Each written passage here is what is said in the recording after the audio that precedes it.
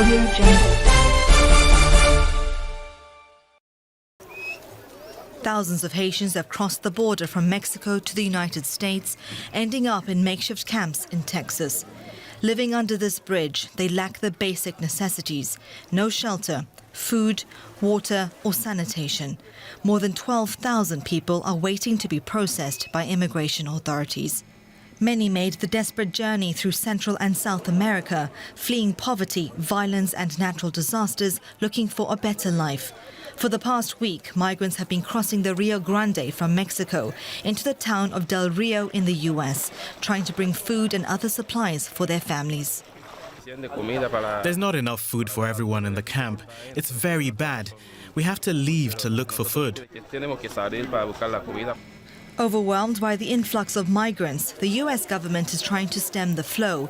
Border agents have stepped up security, preventing people from entering and leaving many in limbo.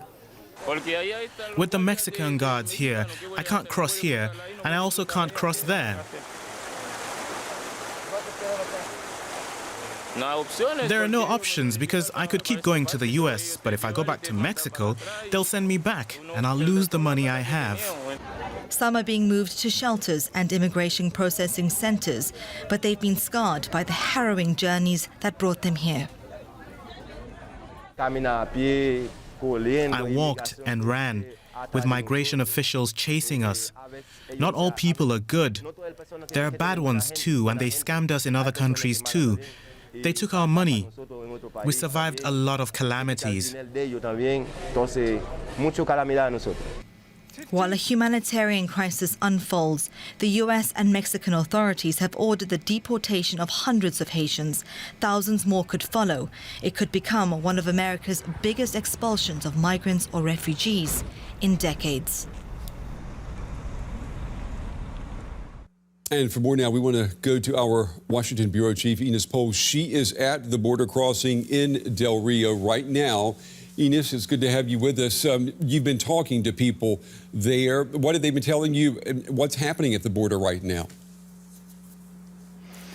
Well, Brent, behind me, behind this fence, people are being put in buses at this very moment, and some of them will be brought to airports and be flown out to Haiti as soon as possible. We talked to the border control and asked them if we could enter and do our jobs as journalists and report on what exactly is happening here behind this fence, but they didn't allow us in.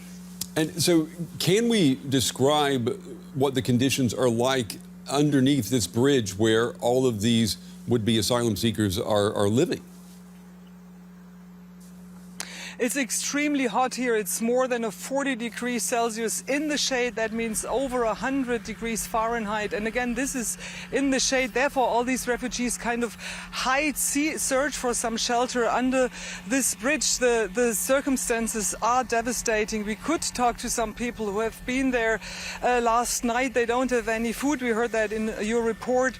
There are hardly any toilets, there's hardly any water.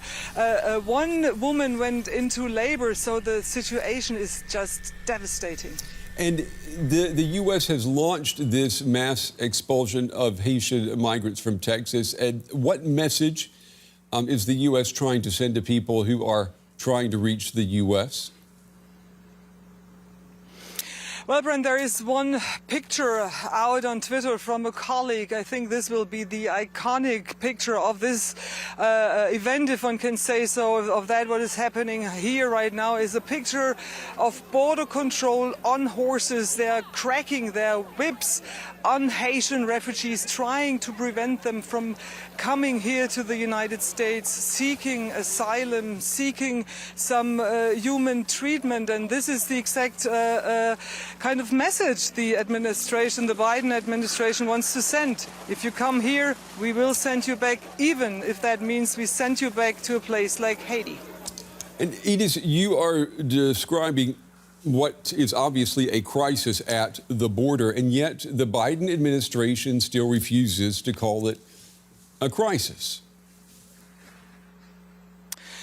Well, Brent, these are the worst images for Joe Biden at this moment. He's facing harsh critiques anyhow because of his withdrawal from Afghanistan, which led to tens of thousands of Afghan refugees already seeking asylum here in the United States. He gets harshly criticized by his opponents of his refugee policy anyhow. So I'm sure that he also doesn't want to come here because he doesn't want to be associated with these pictures. So he just tries to kind of resolve this crisis as soon as possible by sending these people back. All right.